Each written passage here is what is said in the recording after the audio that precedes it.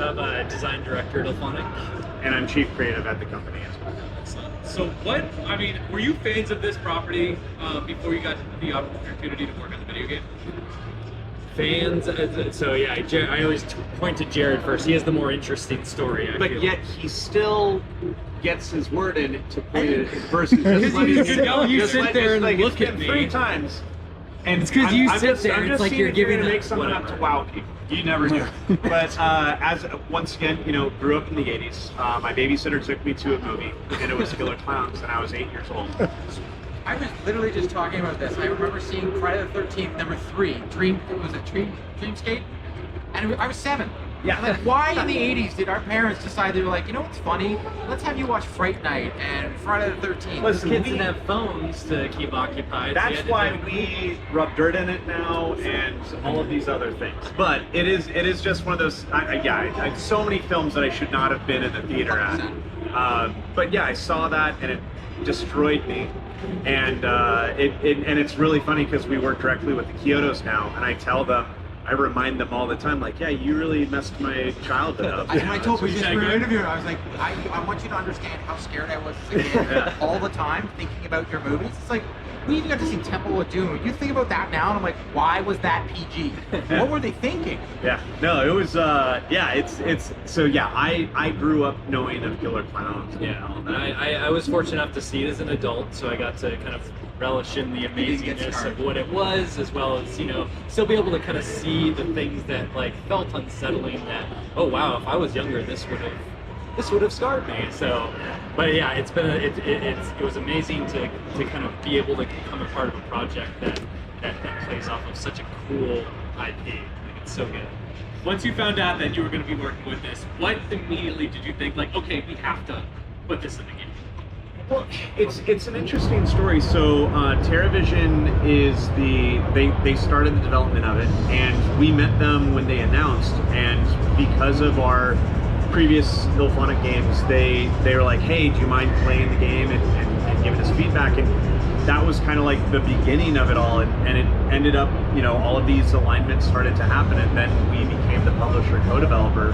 And so, we were giving them feedback like, hey, these things, and they were definitely heavily inspired by our previous games. So it's like, okay, cool, like, let's not make it GoBots, let's make it Transformers and go really big with it and do all these big things. So we took our entire team when we were done with Ghostbusters and brought it onto the game to really make it sing. And so they had a lot of the initial elements, and then we came in and looked at it like, okay, let's redo this, or let's change this, and let's add more and more and more.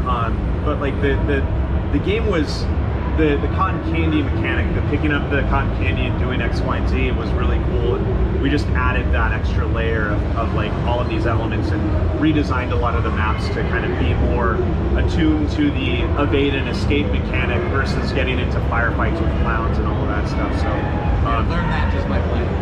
Yeah, well, and that's the great part. You can get that awesome roll where like, I've got a pistol and pistol ammo and a shotgun and shotgun ammo, and then you come across 3 clowns and you take them out, but then you're kind of your pockets are empty. It's like, what have I been doing? But you get into a power play, which is like, you put a clown out, they're only gone for a minute, but they're still down to clowns. So that's where you could try to do those things and try to rally the team up. So it is a fun, both-sided, scenario. Did you put any like 80s tropes, like horror tropes, into the characters of the humans, like one movie?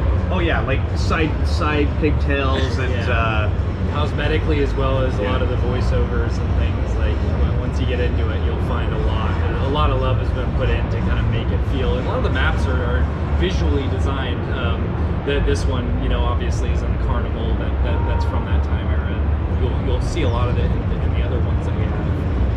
Does the same thing. It kind of brings you back to that time. So it really kind of sets that love letter to that time period. What are some of those other levels coming up?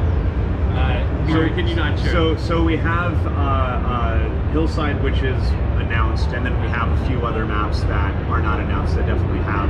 Each one has a completely different style. Like, we've really learned over the past few games, like, you have to make the map not only visually look different, but it has to really play differently, and And yeah, what we did with Ghostbusters was each map had its own flavor, so that's what we're doing with these and just moving forward. You can't do forests and jungles only. You have to do major things, or else it's like, oh, it's like, sure, there's X maps, but it feels like only one. So, okay, that's not, you know. So we're banging people over the head with like, each map is different, feels different, plays different. So we're actually showing a different map tomorrow. So yeah. Giving people a reason, you know, it's PAX. You end up like, okay, what do we do for 15 minutes? Come by and play clowns. Or get killed by them. Yeah, exactly. Now, how much freedom were you given when making the game from the original IP? Was it very strict on like what you can and can't use, or did they say get these clowns in and it's up to you guys to see how they everything works? So we work directly with the Kyoto brothers, and they've been beyond awesome. They've been really great partners. We have carte blanche, and MGM's been really cool about everything, and they've been actually pushing us for like, hey, what else are you guys doing? And yeah, it's been a really fun thing where it's, you know, there's different layers of IPs and how someone wants to run it, or like, no, you can't ever do this one thing, which we've ran into multiple times. But with the Kyotos and MGM, it's just like, is it cool? Is it fun? Okay, thumbs up, you know, and it's been really rad. Such a perfect environment for it too. You know, we worked on things that have so much source material that there's so many things there that you need to account for. Whereas this it's focused, and it has such a singular point of reference, as well as just so much openness in the idea of it, because there's so much that you don't know about everything. Because it is really just focused on this one event, so it's given us a lot of freedom to work with them, and they've been very good to work with us back to really make it what it needs to be as a game, and make it really fun.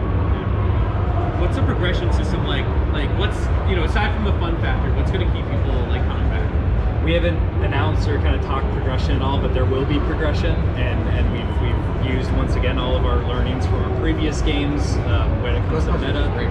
Thank you. And that's a kid-friendly game. Yes. That one is fun. This one, I'm taking my daughter to it next weekend. Oh, awesome. That's Good, awesome. good. Yeah, we're very proud of Ghostbusters. But yeah, the progression is going to be there, and we have a lot of fun things planned. The same scenario, which means it gains two basically infinite possibilities of gameplay scenarios that fall forward. Is there the perfect strategy? Because like, I learned from playing it, he was getting killed. I'm like, I gotta go save him. And then I learned when you were talking about, I had a gun with a couple bullets. I realized I should have let him die. So, because it seemed more evading would be better. So that's the problem. Depends on what you find. Like the humans are very much it's dictated by what you encounter in the game. Like you run into a boat and you're like, oh, I need to go find these things now. Or you find the things for the boat and now you need to go find the boat. But that's also a dangerous thing when you don't have a melee weapon, because you're going to one spot to hang out for a bit to install things. You need to make sure you're equipped, because there is a very big, like, I need to kind of stay down until I find the things that make me feel safe, and then I can get up and start running, because now I have power and I can use this. But then after you use it, then you're back to square one, and you got to start reformalizing how you're going to tackle the next set of events that come before you. Yeah, I had to eat a burger while I did. I was eating a popsicle and I realized, oh, that gave me health, and then I died. So it's almost like the 80s trope: don't have sex, and then just don't eat. Yeah. Well, it is that balance, and that's the thing. That's the great part about this game is there are those like that moment that's like, oh my god, and you chase it for a few rounds until you get that other different moment. You chase that, and so it is one of those things where we made it very flexible for sure, and so for me. That like, what is the true tactic? It's totally on your style of play, and also mentality at the time. Because I've literally gone and lucked out, found all the pieces, threw a flare on the beach to let everyone know that there's a boat there, and I waited for all the people to run, and then I just drove off. Well, see, I didn't understand what the flare was at first. I was like, there's a flare, what's going on? And then I'm like, wait, don't go near anything, don't go near anything. I was just trying at first, but after I tried to save him and almost died, I'm like, all right, I'm just staying away. I appreciate your effort.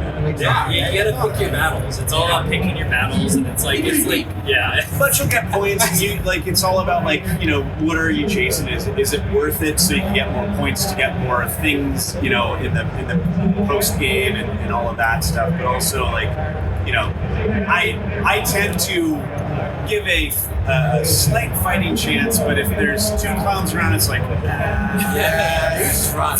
but it's really cool because like as you learn the game, like you can grab a baseball, for example, and you can throw the baseball in a direction, and they see the sound things, and then they'll drive that way, and then you can run in to get those really fun Hail Mary moments and everything. But the great part is when you die, a new system that we brought, and I still haven't found a new game that's doing it, but like you play these mini games. I love it, and they're also 80s. That's Simon said. Yes, yeah. And Special place. If you're playing, you're just hearing this like chip-tuned like 8-bit, and it's really kind of fun. But that's the big layer of like us making 4 asymmetrical games where it's like, oh, I'm dead. Well, I guess I'll tab out and leave, but oh shit, I'm playtesting. I need to stay on the server. But that's the thing, is like we did that and purely because you can get revived, and when you get revived, you have empty pockets, and that kind of sucks. But so now when you're dead, you can be doing that to give yourself stuff in hopes that someone revives you, or you can give it away like a guardian angel. And we've had like multiple just amazing moments where I'm like the last guy and I'm freaking out because I've got 2 clowns and I hear someone with a clown dog like barking, like chasing me, and I'm like throwing every baseball I can to get it to go a different direction and everything I'm doing, and then I get this bing and I get a key. I'm like, oh my god, that's all I needed, and I just run to the bridge and get myself out. It's like that was one of those big, you know, it's like the battle royale style, like we fucking did it, you know. And there are people that can do it a lot, but then there are people that get it like once a month, and it's like, okay, let's try it again. Let's chase that rabbit. That's what the game really has. I found the sound design to be extremely done well, and I wanted to. Was that something you guys honed in on? Because I could hear footsteps, and when it kind of freaked me out, and I know that's the point. But I felt that a lot of games do miss it, and I think of a horror game, I feel like you guys kind of nailed it. And was that something you guys worked a lot on? Oh yeah, especially the footsteps. Like that was we needed to, especially those squeaky clown feet. Like we did instantly when we jumped onto this project. I was like, this needs to be loud, and you need to be able to hear it coming, because nothing is worse than usually working on something also squeak coming at you, so that you're getting the spatialization and everything needed to be there, so that you feel like the sound plays such a big part that like you need to have that spatial awareness. Yeah, I mean, horror, if you have a bad, I mean, it's like, think of all the horror movies, like, you know, most of the horror movie sound designers as well as the director. You know, Michael Myers,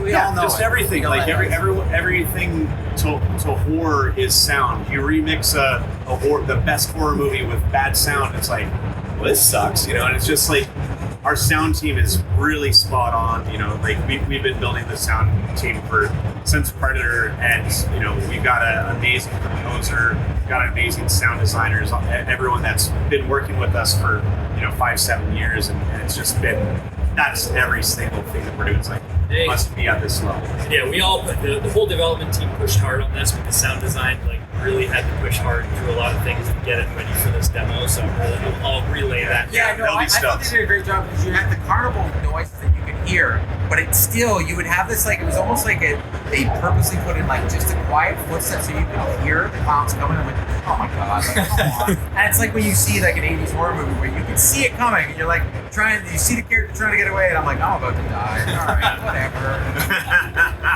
No, I'm not getting away here. What are you most proud of that you haven't really been able to talk about it? People are probably asking questions all day, but like, is there anything specifically like you're dying to share that you haven't had an opportunity to do? I mean, Put you on the spot. I feel like That's a point, right? it's just one of the entire game. We've only done 7 interviews so far. So we got you. The entire game as a whole, there's just been a lot of thought put into. Like, we just spent a lot of time bringing all these elements together to create these 2 separate games that need to play together in a way that people not only feel like they're a part of a Killer Klowns invasion, but they're having a good time regardless of what's happening. So it's tough to zero in on anything specific, because there's just so much that people don't know about yet. It's just such a nuanced thing that it's exciting, because people are going to play it and they're going to want to come back to learn more about it each time. Like, oh, what did that do? What? Oh, I found a flare last time. Like, what is that for? Like, finding those things and discovering, but then consistently having to, deal with the dynamicism of escapes and loot. Like it's just never the same. So you're learning as well as constantly being trained in the ways that the map can just shift and flow. So it's tough to zero in. I think just as a whole, like once people get the whole experience, that's what I'm most excited for. Yeah, like learning from like right now, if I was thinking about playing it again, one, I learned right away the foot. I didn't like we're just jumped in, we're just dropped in. I had the controller, so the basic controls. Kudos, they're pretty much the same as any other game. But I noticed automatically on the screen, it was like I was running. Wait a second. So I was just like literally crouching the whole time. It was not even close. And then I hid in the garbage can, and then I realized you make me play a mini game where they're gonna find me in the garbage can. So kudos on that. I thought I just hide there, and then I'm like, no. So that's press it in time, and I had to get out and I had to run away. There's purposely a lot of micro meta where it's like, finding a baseball. It's like, oh, okay, I use this and I just use it as a weapon, but having it so you can throw it to a different area, or everything usually has like two pieces or two elements to it, and that's that layer that we get to like really mess around with, where it's like, oh, you get the axe, what do you use the axe for? Oh, it's for attacking the clowns. Actually, it's for clearing a barricade. And so it is one of those elements where like you need to use these things in multiple ways. So you're constantly thinking about like, oh, I've got my pockets are full. Oh crap, I get the air horn. Shit, what do I use it to scare off the clowns? Do I use it to alert people that clowns are there? Like, or do I just move on? And that those are those elements, but also the sound design, which is the first time that we've talked about it today. So I'd say that like that's congratulations, first one. We did it. But yeah, the sound design of the game is really big. We brought in Masari to do some stuff with us, and then we have our composer and our sound team that's making this really big world. But just the sounds and the sound team, like they do those things to just have that. It's not supposed to be unsettling. It's not, like we could have had, the theremin going crazy, or not the theremin, but the Mortnot in Ghostbusters just constantly going, like the entire time, like smashing you over the head that this is Ghostbusters sound. But with clowns, there is that subtlety. Subtlety is that like it's there, and then we've got the fear system. So as you're alone, that system goes up, and the sounds get a little bit crazier. You get a little bit of a vignette, and your character's heartbeat starts to go, and it's just like, oh wait, why am I getting scared? Oh, because they're getting scared. Oh no, it's like all of those layers really just add more and more and more to it. One of my favorite games is Eternal Darkness on GameCube, and that where it's like the more you're like going crazy. Yeah. So that reminds me a lot like that. That's awesome. I really want, the one thing that didn't get in that I'm really bummed about is I wanted the fear system to be like so bad that you got like a little spider crawling across. And exactly, because most people that are afraid of clowns have arachnophobia as well, and that would have been the perfect thing where at least one person would have smashed their TV. Or like the TV turns off. Like that's what happened. So that's exactly it. That's what's happening. No, I mean that's the She should come in with a clown mask. They think how good that would be. Scared the living. Yeah, we've got Shorty and Spikey in a box right now. We're hoping to pull them out, have them run around. I've a tiny animatronic my aunt does, so like scare the kids or Halloween. My daughter loves it. That's why I was like, what do you like? Tell us. I'm like, yeah. So when this game comes out to grade 5, then I'm gonna have Tiny behind me. Oh, absolutely. I'm gonna step on the pedal anytime something happens. Yeah, that's can't wait for perfect. those things. I'm gonna. Yeah, you'll forget about it. No, we know another company that does the what's it called? So he actually we had her on our show. We interviewed her because he's the biggest scaredy cat ever. So Yeah, so I'll send you guys the bill. Yeah. Do you guys have any final questions? Yeah, who favorite clown to play as? I think Shorty. Yeah, Shorty's. I like Jumbo the most, but like Shorty's just my favorite. He's just the most unique. He's quick. He's fun. A customized Shorty is my jam for sure. Customization, I guess, going back to your other question, is another thing we haven't talked about much that's going to be a fun addition when people get their hands on it. So. Yeah, just the Monster Factory. It's going to be really fun for sure. So.